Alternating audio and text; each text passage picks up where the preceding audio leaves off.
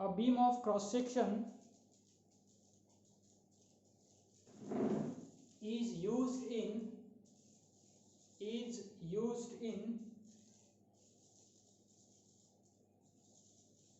two different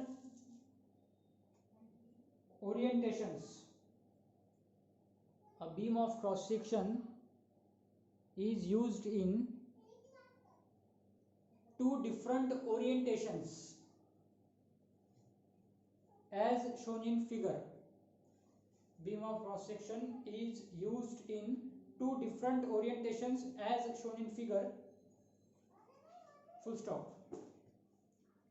समझ लिया. Bending moments applied to the beam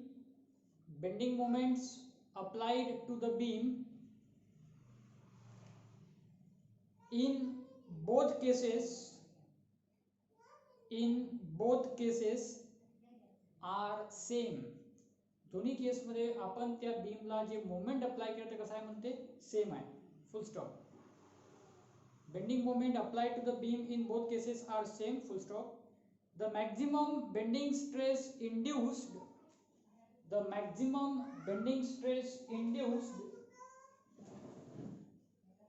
in case A and case B.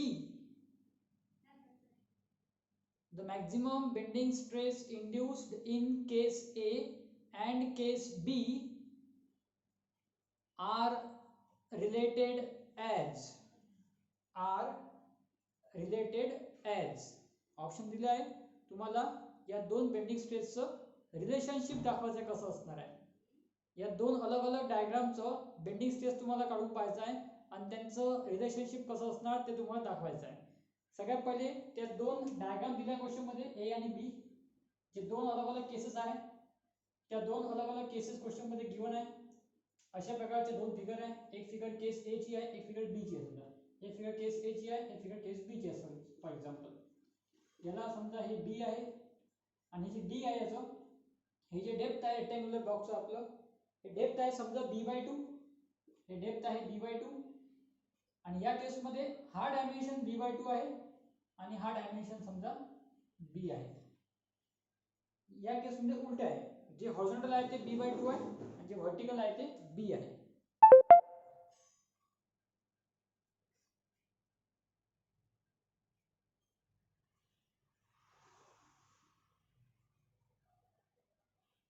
आवाज कमी येत आहे काय?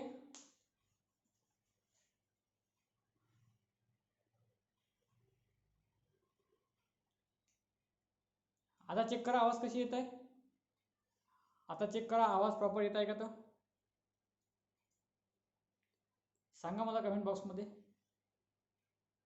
तुम्हाला आवाज प्रॉपर येत आहे का. तर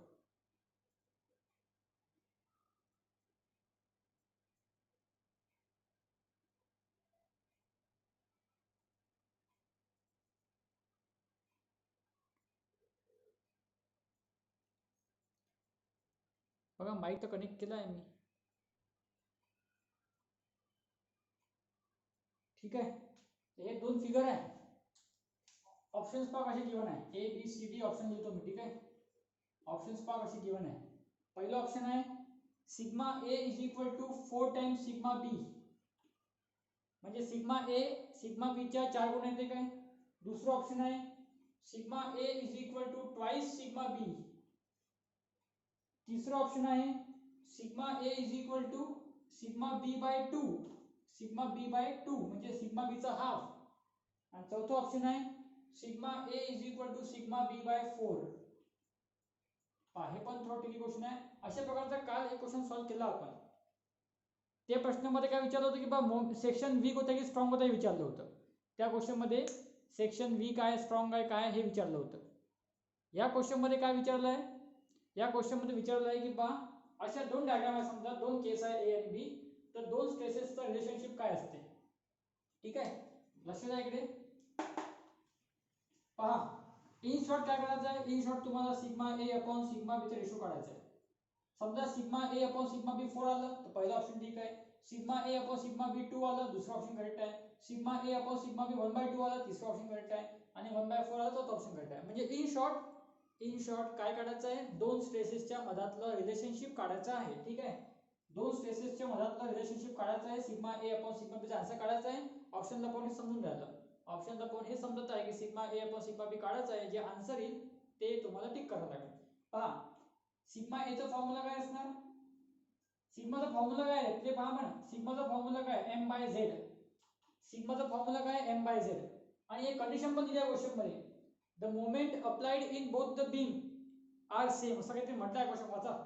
the moment applied to the beam in both the cases, दोन्ही केसेस मध्ये आपण जे मोमेंट अप्लाय केलं ते मोमेंट कसं आहे म्हणते, सारखा आहे.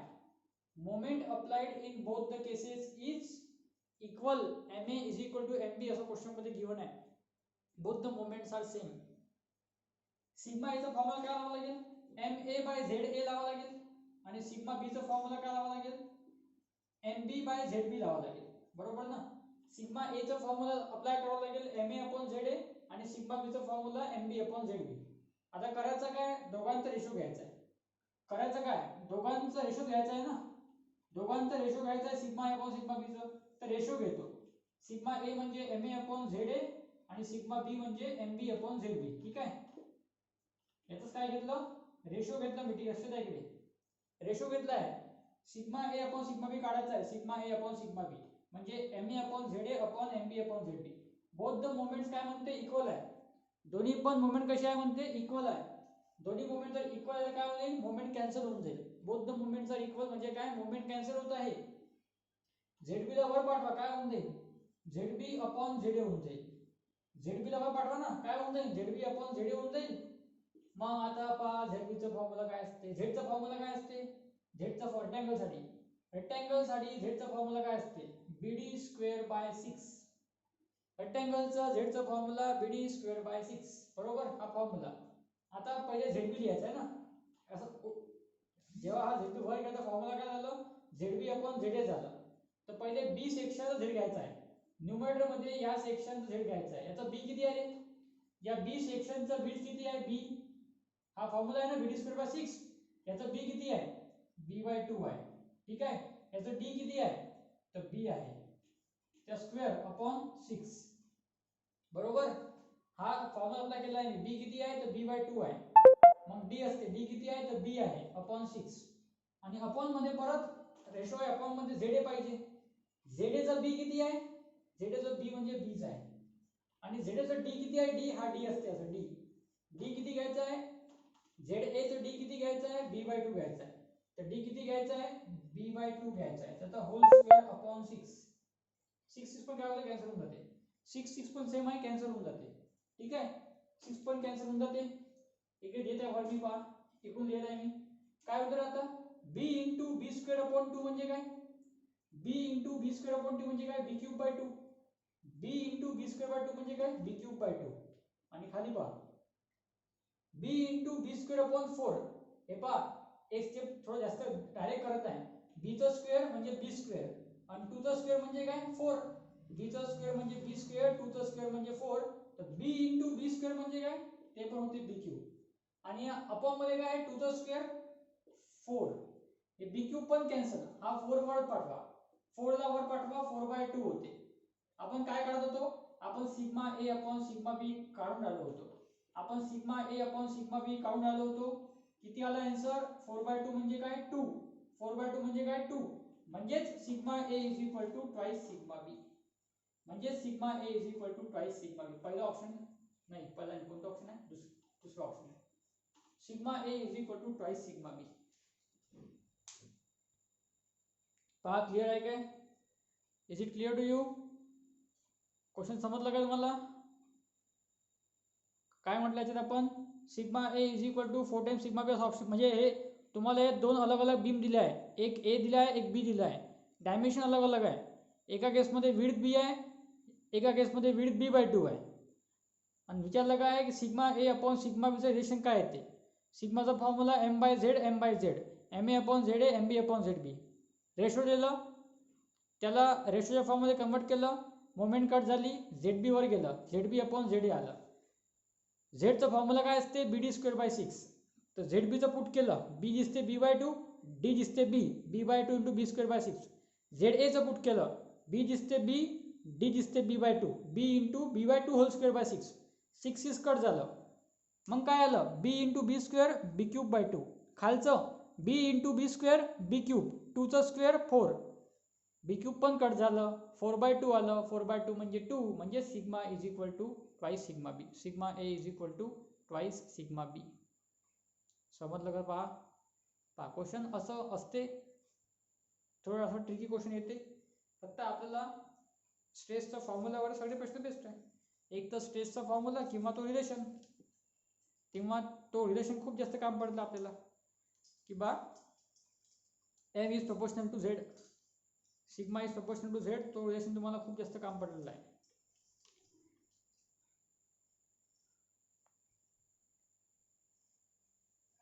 आता क्लास रेकॉर्ड तर करत आहे मी झूमवरून, स्क्रीन रेकॉर्डिंग करत आहे, पण आता ते माईक कनेक्ट केला आहे तर मग ते आवाज मायक्रोफोनचा घेते की नाही घेत त्याचा मला डाऊट आहे थोडंसं. म्हणून सगळेजण क्लास करा प्रॉपरली, कमीत कमी सॉमचा क्लास तरी प्रॉपरली करा. स्टीलचं रेकॉर्डिंग आपल्याला मिळून जाईल, स्टीलचं 4 वाजता आपण घेतलं तर रेकॉर्डिंग मिळून जाईल. सॉमचं व्यवस्थित करा, ठीक आहे. काही नाही समजत विचारा, मला विचारा, काही नाही समजत तर मला विचारा, कमेंट करा, मी कमेंट पाहत आहे वारंवार. लिहा पटापट एवढं.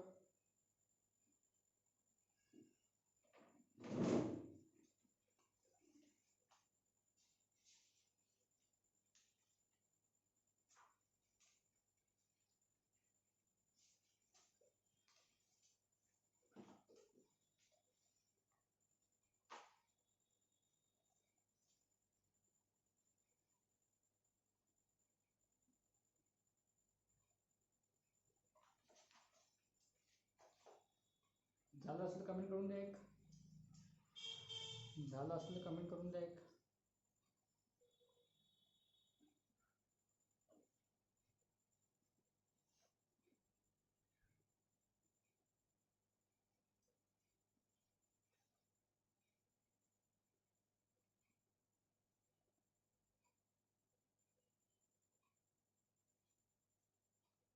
क्वेश्चन सोपंच आहे, असं क्रिटिकल क्वेश्चन थोडं लेंदी वाटते आपल्याला, पण लवकर सॉल्व्ह होते, असं काही टाईम लागत नाही जास्त.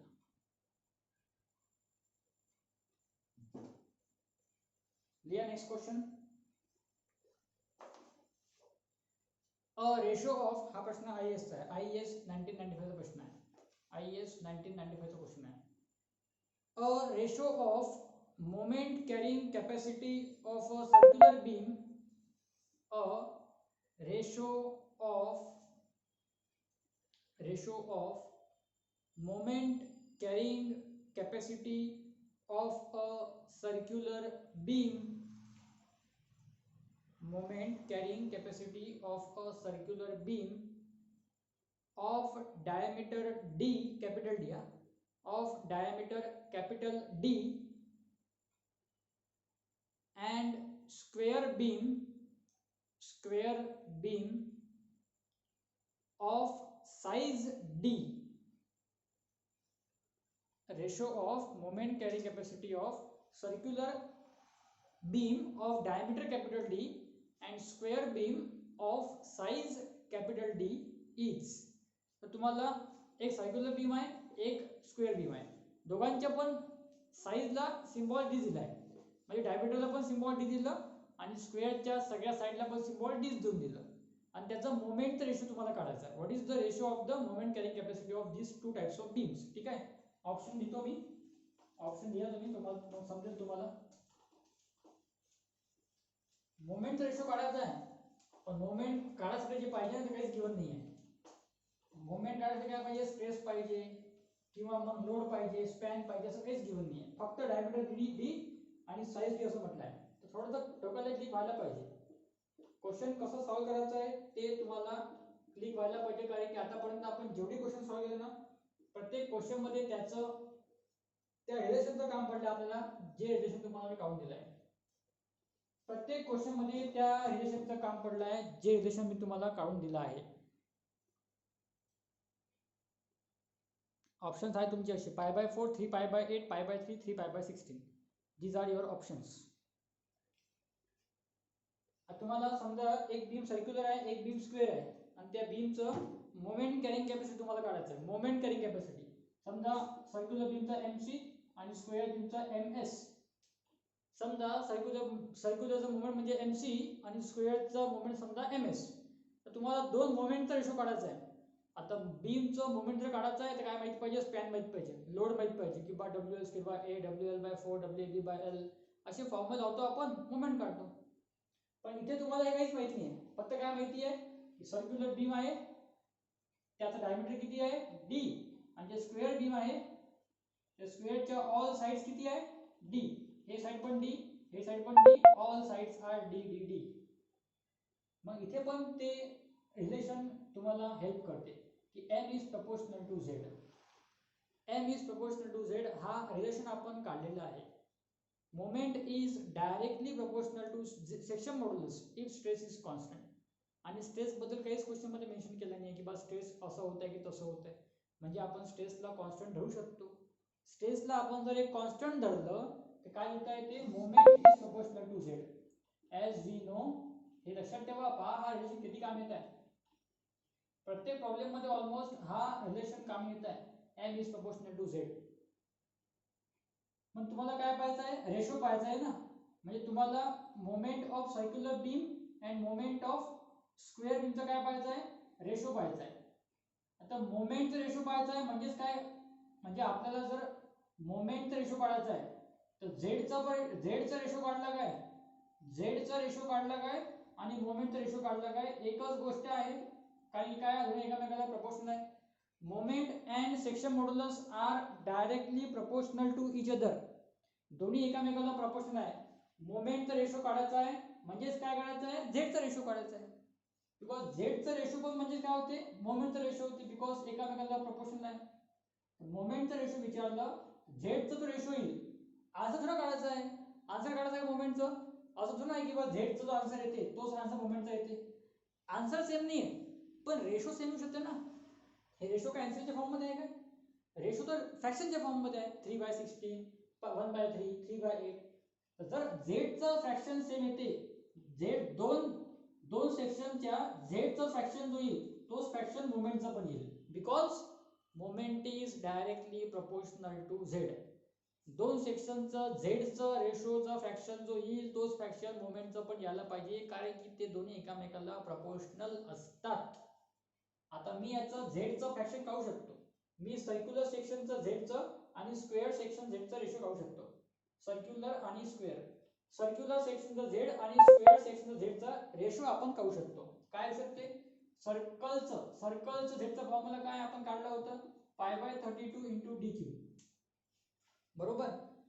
आणि या स्क्वेअरचा फॉर्म्युला काय असणार, या स्क्वेअरला तुम्हाला म्हटलं होतं तुम्ही या स्क्वेअरला रेक्टँगल सारखा पण ट्रीट करू शकता. स्क्वेअरला सॉल्व्ह करायचं आहे ना, तर स्क्वेअरला रेक्टँगल सारखा पण ट्रीट करता येते. रेक्टँगलचा फॉर्म्युला काय असते, BD²/6. रेक्टँग्युलर सेक्शनचा फॉर्म्युला काय असते, BD²/6. याचं बी म्हणजे किती आहे, या स्क्वेअरचा बी किती आहे, डीच आहे. बी पण तिथं डीच आहे, याचं बी पण किती आहे, डीच आहे.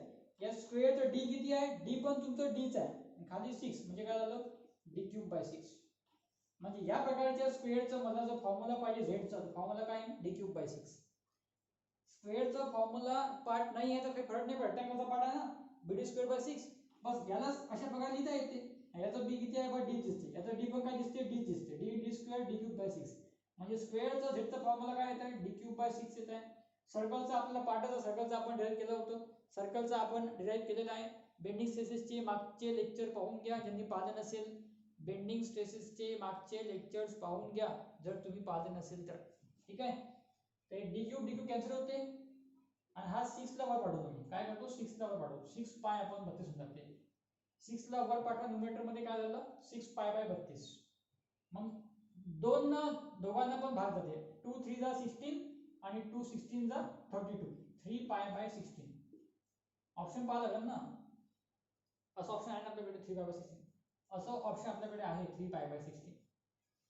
पण दोन सेक्शनच्या झेडचा रेशो जर 3π/16 येत आहे तर त्या दोन्ही सेक्शनच्या मोमेंटचा रेशो पण तेवढंच येईल 3π/16, because moment and Z are directly proportional to each other. पहा याच्यावर किती प्रॉब्लेम सॉल्व्ह केला आपण आतापर्यंत, कमीत कमी 5-6 प्रॉब्लेम सॉल्व्ह केला आपण याच रेशोवर बेस्ड.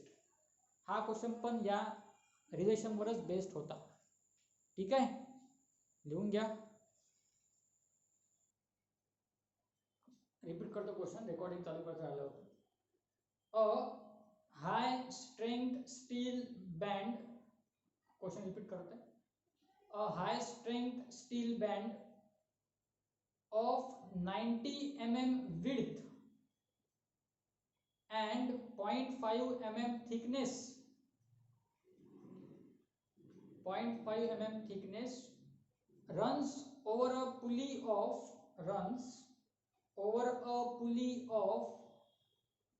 पुली आहे, पुली जिथं आपण पाणी काढतो ना विहिरीमधून, आपण त्याला म्हणते पुली ऑफ 500 mm डायमीटर. स्टीलचं बँड म्हणजे काय, एक दोरी आहे स्टीलची, एक दोरी आहे, एक वायर आहे स्टीलचं, त्याचं डायमीटर आहे 90 mm आणि थिकनेस आहे 0.5 mm आणि ते आपण अटॅच केलं पुलीला पाणी काढायसाठी. समजा runs over a pulley of 500 mm diameter, full stop. Assume capital E is equal to 200 GPa.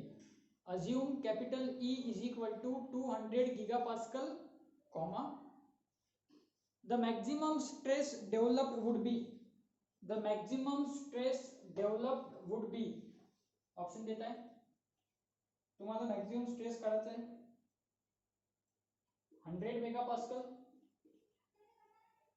नंतर दुसरं ऑप्शन आहे 200 मेगापास्कल, तिसरं ऑप्शन आहे 400 मेगापास्कल आणि चौथा ऑप्शन आहे 500 मेगापास्कल.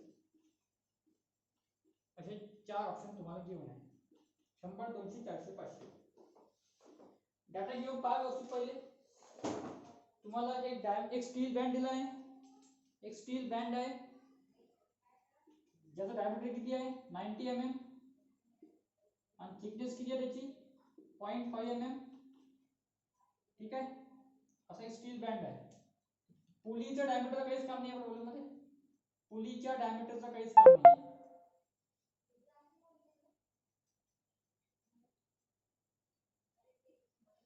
याचा डायमीटर दिला आहे तुम्हाला 90 mm, डायमीटर आहे 90 mm म्हणजे थिकनेस आहे किती आहे, थिकनेस आहे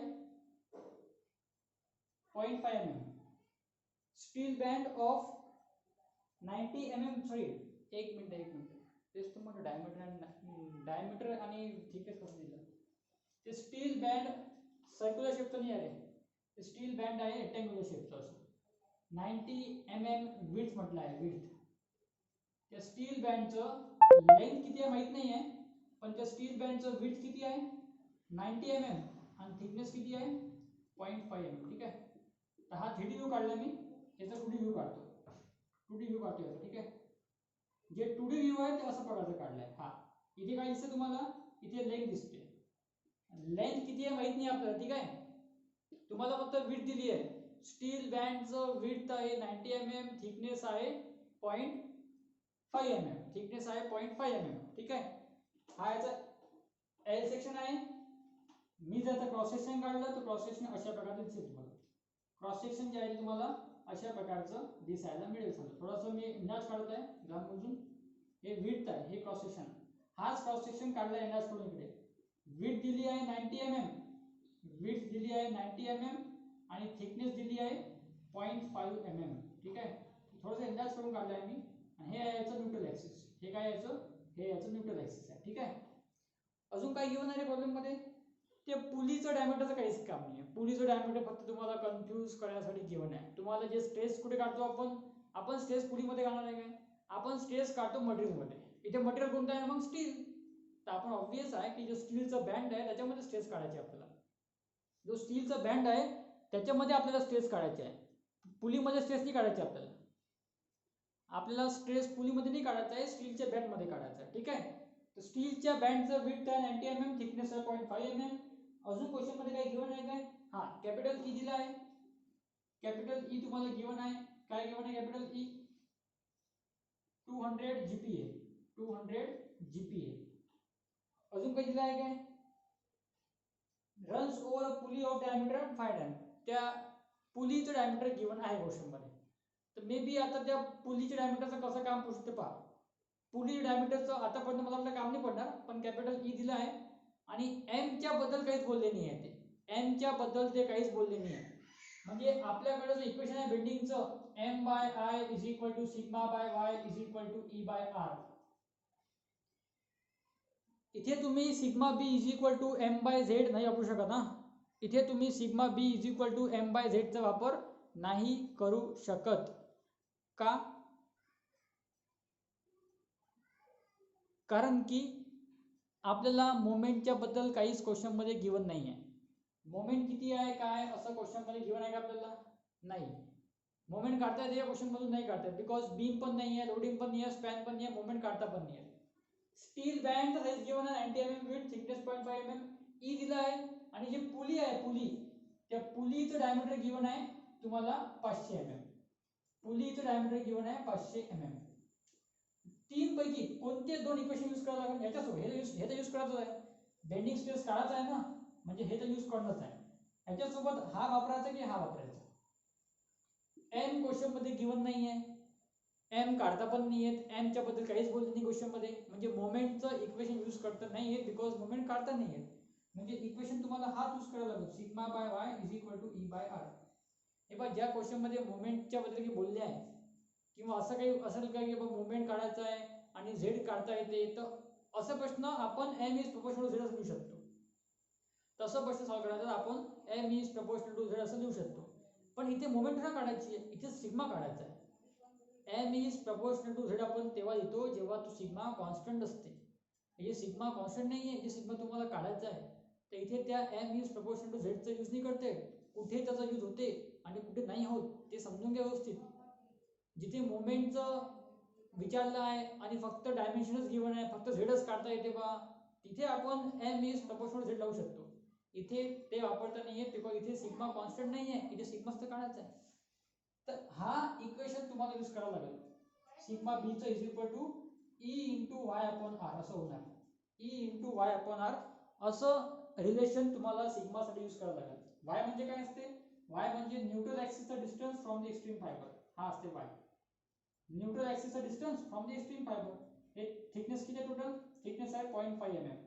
थिकनेस किती आहे? थिकनेस आहे 0.5 mm. त्याचं अर्ध किती असणार मग? त्याचं अर्ध असणार वाय. ठीक आहे. पहा ई आहे 200 गिगापास्कल, गिगापास्कलला newton per M M square मध्ये कन्वर्ट केलं तर multiply by 10 to the power 3. गिगापास्कलला newton per M M square मध्ये कन्वर्ट करावं लागेल. वाय किती घ्यावं लागेल? 0.5 चा हाफ घ्यावं लागेल, म्हणजे किती घ्यावं लागेल? 0.25 घ्यावं लागेल. आता आरचं इथे काम होऊ शकते. हे जे पुली आहे ना, त्या पुलीचं जे डायमीटर गिवन आहे, पुलीचं जे डायमीटर गिवन आहे त्याचं आर आपल्याला घ्यावं लागेल, बिकॉज अजून कोणत्या डायमीटरला घ्यायचे? याला आहे का डायमीटर? या स्टील बँड डायमीटर आहे काय? हे रेक्टँग्युलर आहे. मग रेडियस कोणाचं मिळते? रेडियस इथे कोणाचं घ्यावं लागेल? ज्याला डायमीटर दिलं असेल किंवा ज्याचा रेडियस गिवन असेल. तर पुलीचं डायमीटर गिवन आहे 500 mm, तर त्याचं रेडियस घेता येते 500/2 म्हणजे 250. आर जो आहे तो हा तुम्हाला घ्यावा लागेल क्वेश्चन मध्ये 500/2 250. आता पहा काय होते, या 0.25 ला जर मी 1000 मल्टिप्लाय केला ना, 0.25 ला 10 मल्टिप्लाय करा किती येते? 2.5. 100 न करा किती होते? 25. 1000 न करा किती होते? 250. बरोबर ना? 0.25 ला पहिले 10 न मल्टिप्लाय करा 2.5 होईल, मग 100 न करा 25 होईल, 1000 न करा 250 होईल. तर 0.25 ला 1000 न मल्टिप्लाय केलं तर 250 आन्सर येते. आणि हे 1000 या 1000 सोबत कटून जाते, हे 1000 या 1000 सोबत कटून जाते, म्हणजे आन्सर किती होते? फक्त 200 मेगापास्कल. आपण याला Newton per M M square मध्ये कन्वर्ट केला आहे तर आन्सर मेगापास्कल मध्ये येईल, 200 मेगापास्कल. सिंपल क्वेश्चन होता. पहा फक्त ते टर्म्स सगळे समजले पाहिजे, बस मेन तर ते समजलं पाहिजे. वाय समजत नाही मुलांना, काय वाटते इतकं छोटं वाय कसं असणार आहे बा, एकदम 0.5चा अर्ध 0.25. आतापर्यंत आपण वाय तर मोठे मोठे पाहिले होते, तर मुलं काय करणार मग इथे वाय हा घेऊन गेल, वाय ते 500चा अर्ध घेऊन गेल. काही ना काही तर तुम्हाला आर घ्यावं लागेल ना. जर एम पण नाही घेतलं, आर पण नाही घेतलं, तर क्वेश्चन सॉल्व्ह कसं होईल? So that's why we are taking R as 250 mm.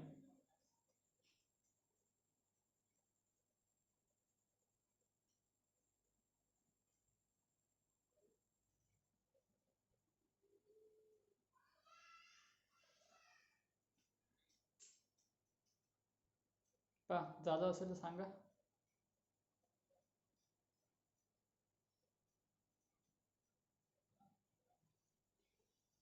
Write down. A simply supported beam. A simply supported beam has uniform cross section. Has uniform cross section.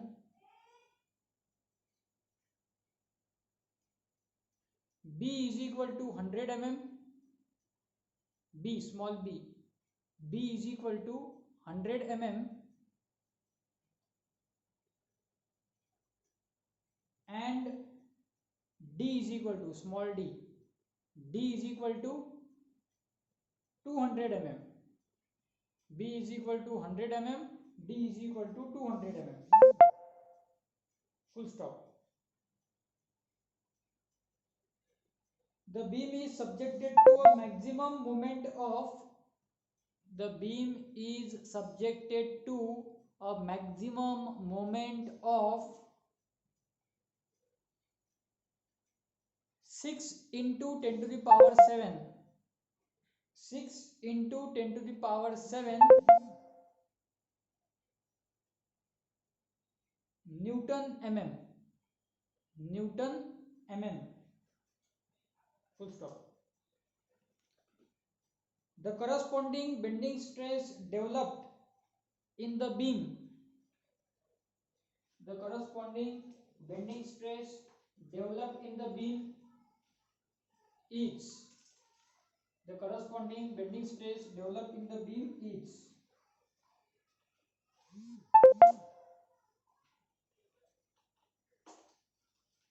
Option सांगतो पहिले. तुम्ही पण ट्राय करून पाहा एखादा question. आपण सगळे क्वेश्चन मी तुम्हाला सॉल्व करून देत आहे. तुम्ही पण ट्राय करून पाहा काही क्वेश्चन्स. तुम्हाला बीमचं डायमेन्शन दिलं आहे, बी दिला आहे, डी दिला आहे आणि मोमेंट दिली आहे आणि तुम्हाला बेंडिंग स्ट्रेस काढायचा आहे. क्वेश्चन सिंपल आहे. 30, 60, 9, 120 असे ऑप्शन आहे. पहिला ऑप्शन आहे 30, दुसरा ऑप्शन आहे 60, तिसरा ऑप्शन आहे 90, चौथा ऑप्शन आहे 120. तुम्हाला बी दिला आहे 100 mm, डी दिला आहे 200 mm आणि मोमेंट दिली आहे. किती आहे moment? 6 multiplied by 10 to the power 7 Newton mm. 6 multiplied by 10 to the power 7 Newton mm. This is the data given of problem. त्यांच्याकडे क्वेश्चन दिला नाही आहे. जे लेट जॉइन झाले, क्वेश्चन नसेल तर काही फरक नाही पडत. क्वेश्चन मध्ये काय दिलं आहे? बी दिला आहे, डी दिला आहे, मोमेंट दिली आहे आणि सिग्मा बी काढायचा आहे. बस क्वेश्चन झाला. क्वेश्चन झाला ना क्वेश्चन. हेच क्वेश्चन मध्ये गिवन आहे. बी दिला आहे, डी दिला आहे, मोमेंट आहे, बेंडिंग स्ट्रेस काढायचा आहे. ठीक आहे. आता डायरेक्ट फॉर्म्युला लावता येते एम बाय झेड. जेव्हा तुमच्याकडे एम आहे, बी आणि डी आहे, तेव्हा आपल्याला कशाचा संकोच आहे, तेव्हा काही घाबरायची गरज नाही. आपण डायरेक्ट एम बाय झेड लावू शकतो. तेव्हा तर आपण बिलकुल फ्री आहोत एम बाय झेड लावण्यासाठी. तेव्हा आपण एकदम फ्रीली एम बाय झेड लावू शकतो. एम म्हणजे 6 multiply by 10 to the power 7. Solve करून पहा सोबत माझ्या. तुम्ही पण सॉल्व करून पहा. झेड कोणता घ्यायचा असते? X x. फॉर्म्युला काय असते? बीडी स्क्वेअर बाय 6. ठीक आहे. मी 6 ला पाठवून देतो. मी 6 ला वर पाठवून देतो. खालच्या 6 ला पाठवून द्या वर. आणि आता बी डी स्क्वेअर बी डी स्क्वेअर करा. बी डी स्क्वेअर करा. बी किती आहे? 100 आणि डी किती आहे? 200. त्याचा होल स्क्वेअर. 6 into 6 म्हणजे काय? 36 multiply by 10 to the power 7. 100 into 2 चा स्क्वेअर किती होते? 4. मी तुम्हाला काय शिकवलं कसं करायचं. 2 चा स्क्वेअर 4. 2 शून्यचा स्क्वेअर करायचा आहे. 2 शून्यचा स्क्वेअर म्हणजे काय? 4 शून्य. 2 शून्यचा स्क्वेअर म्हणजे काय? 4 शून्य. बघा 36 into 10 to the power 7. पहा वर जर 10 to the power 7 आहे तर खाली पण 10 to the power 7 चे फॉर्म्युला आन्सर येते का चेक करा. नाही येत. हे 4 शून्य आहे, इथे 2 शून्य. ठीक आहे, नाही येत. तर आपण असं करू शकतो 36 multiply by 10 to the power 6 पेक्षा आपण 360 multiply by 10 to the power 6 लिहू शकतो. बरोबर. 36 ला 10 to the power 7 मल्टिप्लाय केलं काय? त्याचं एक शून्य इथे घेऊन घ्या. 10 to the power 7 चं एक शून्य याला देऊन द्या. म्हणजे काय होते? 360 multiply by 10 to the power 6 होईल. खाली काय होते? 4 into 1 काय होते? 4. 4 into 1 4 आणि हे 2 शून्य आणि 4 शून्य. 4 शून्य प्लस 2 शून्य म्हणजे काय 6 शून्य म्हणजे काय 10⁶. हे आपला प्रयत्न असला पाहिजे. जर वर 10⁷ आहे तर खाली पण 10⁷ येते की नाही येत. आता खाली जर 10⁶ येते 7 येऊ शकत नाही तर वर 6 करा आपण. मग वर 6 करायचा प्रयत्न करा ना. एक शून्य याला 2 द्या. पहा क्वेश्चन किती सिंपल झाला. 4 1 जा 4, 4 9 जा 36, 4 1 जा 4, 4 9 जा 36, 9 समोर शून्य पण आहे म्हणजे किती आहे 90 आहे. 90 mm² सिग्मा बी. तर तुम्हाला पण करता आलं असेल मे बी. तुम्ही सोबत सोबत केलं असेल माझ्या, तुम्हाला पण करता आलं असेल. क्वेश्चन सोपाच होतं एकदम.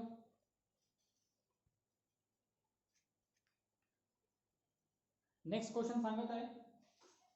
Right down. नेक्स्ट क्वेश्चन लिहा. हे झालं असेल तुमचं लिहिणं. छोटासा प्रश्न होता आहे, तुम्हाला पण आला असेल सॉल्व करता. आता नेक्स्ट क्वेश्चन तुम्ही अटेम्प्ट करून पहा, तुम्ही पण सॉल्व करून पहा.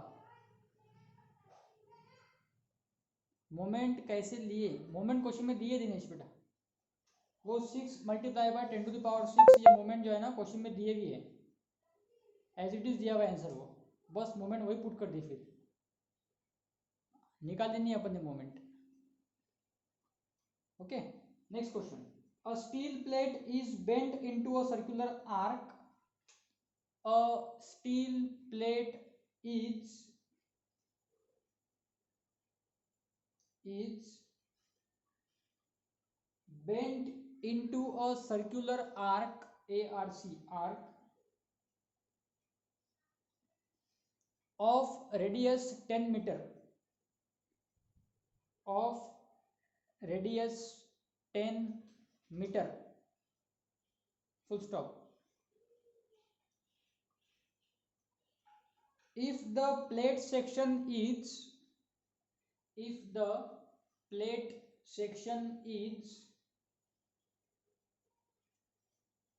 120 mm wide, 120 mm wide and 20 mm thick. Plate section is 120 mm wide and 20 mm thick, comma with WITH, with capital E is equal to 2 into 10⁵ Newton per mm square, 2 multiplied by 10⁵ Newton per mm square. Then maximum bending stress would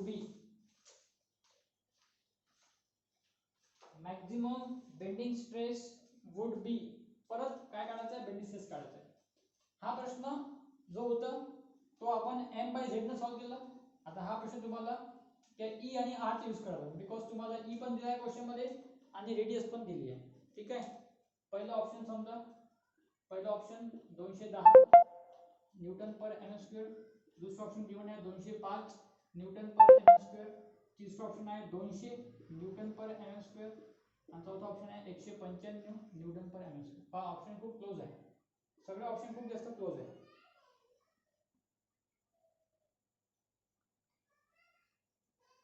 तुम्हाला radius दिली आहे 10 metre, मग तुम्हाला त्या सेक्शनचं width दिलं आहे 120 आणि thickness आहे फक्त 20 आणि E आहे 2 × 10⁵. पाहून घ्या. विड्थ दिला आहे 120 mm, डेप्थ थिकनेस म्हणजे काय D, थिकनेस आम्ही काय म्हणतो D म्हणतो, डेप्थ फक्त 20 mm, मग रेडियस 10 मीटर आणि E 2 × 10⁵ Newton per M square. काढून पहा आन्सर. सिग्मा बी चा फॉर्म्युला काय लावावं लागेल इक्वेशन. आता हा इक्वेशन लावावं लागेल sigma by Y is equal to E by R आणि E इज काय काढा, सिग्मा काढायचा आहे ना, सिग्मा काढायचा आहे तर काय करावं लागेल E into Y upon R करावं लागेल, E into Y upon R करावं लागेल. काढून पहा आन्सर. तुम्ही आपला आन्सर काढून पहा. तुमचा आन्सर कसा येते काय येते सांगा मला. आपला आन्सर मॅच होते काय पाहू. काढून पहा तुमचा आन्सर. 2 × 10⁵. वाय म्हणजे काय असणार, वाय काय असते नेहमी असं आपलं सेक्शन असते, आपलं सेक्शन असं असते, डी तर खूप मोठा आहे, डी किती आहे 20, आणि वाय काय घ्यायचं असते नेहमी, वाय तुम्हाला नेहमी डी/2 घ्यायचा आहे. लक्षात ठेवून घ्या, इथे तुम्ही आय एक्सेस घेता, झेड एक्सेस घेता, म्हणजे वाय नेहमी डी/2 घ्यायचा. लक्षात ठेवून घ्या. बीमच्या प्रत्येक प्रॉब्लेम मध्ये हा बेंडिंग स्ट्रेस पूर्ण बीमशी संबंधित आहे. तर बीमच्या प्रत्येक प्रॉब्लेम मध्ये वाय जे आहे ना ते डी/2 घ्यायचं आहे. बीमच्या प्रत्येक प्रॉब्लेम मध्ये वाय जो आहे तो डी/2 घ्यायचा आहे, म्हणजे 20/2 घ्यायचा आहे, 10च घ्यायचा आहे. 20/2 घ्यायचा आहे म्हणजे 10 घ्यायचा आहे. आणि आर 10 मल्टिप्लाय बाय 10⁻³ मीटर मध्ये आहे ना, मीटर मध्ये आहे ना, काय करायला लागेल, एम मध्ये कन्वर्ट करायला लागेल ना. तर 10 मल्टिप्लाय बाय 10⁻³ किती येते मग, 2 × 10⁵ × 10, आणि खालचा याचं काय 10⁻⁴ होत आहे. खालचा आन्सर 10⁻⁴ होत आहे. इथून 4 चाललं जाईल, इथून 4 चाललं जाईल, म्हणजे इथे 10 होते, हे 10⁻⁴ आहे, इथे 10⁻⁵ आहे. तर 5 मधून 4 चालले जाईल, काय होते, फक्त 1 होते बस. 10⁻⁴ म्हणजे काय 10. तर 2 × 10 20, 20 × 10 200, 200 Nm². आन्सर येते का चेक करा. कोणाकोणा 200 आलं होतं, 210 कसं आलं विशेष, 210 ते कोणता अँगल नाही येत.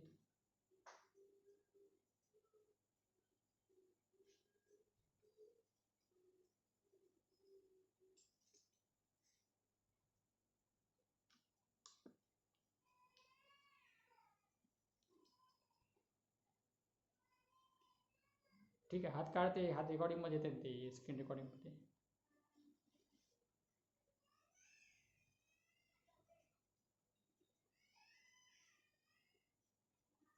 हँड रेसचं काढते, रिमूव्ह कर हँड रेसचं श्रेयस.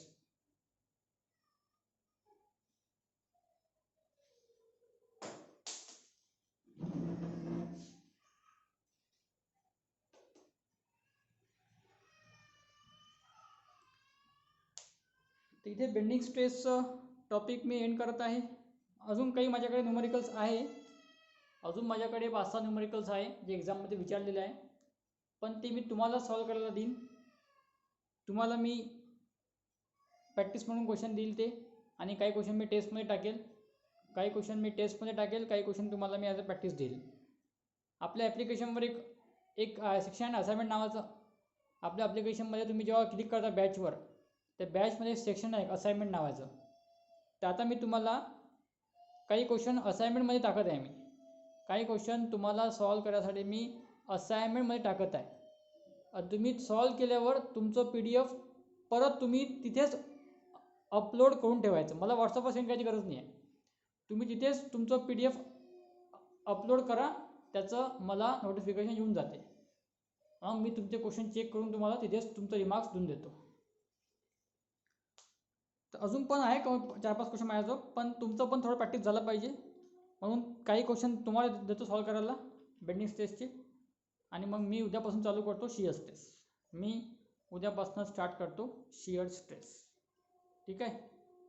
बेंडिंग स्ट्रेसवर आपलं टोटल मला वाटते 4 क्लास झाले, 4 क्लास. बेंडिंग स्ट्रेसवर आपण टोटल 4 क्लास घेतले आहे. 2 क्लासमध्ये आपण थेरी पोर्शन कव्हर केलं होतं, आणि 2 क्लासमध्ये आपण न्यूमरिकल्स कव्हर केले, जे IAS मध्ये JEE विचारलेले. तर मला वाटते 12 क्वेश्चन घेतले असं आपण, आणि अजून 5-6 क्वेश्चन मी तुम्हाला असाइनमेंटमध्ये टाकतो. आता किंवा उद्या सगळं टाकून देईन, मी आताच टाकून देईल बहुतेक. आताच मी तुम्हाला असाइनमेंटमध्ये काही क्वेश्चन बेंडिंग स्ट्रेसेसचे टाकून देईल, जे एक्झाममध्ये विचारले आहे तेच टाकणार आहे मी. तुम्हाला समोर माहिती पण दिसेल की हा प्रश्न कोणत्या एक्झाममध्ये विचारलेला आहे. असाइनमेंट मी जसंच मी अपलोड करेल तुम्हाला नोटिफिकेशन येऊन जाईल, तुम्हाला ॲपकडून नोटिफिकेशन येऊन जाईल. तुम्ही ते सॉल्व करायचं आणि त्याला परत तिथेच अपलोड करून ठेवून द्यायचं.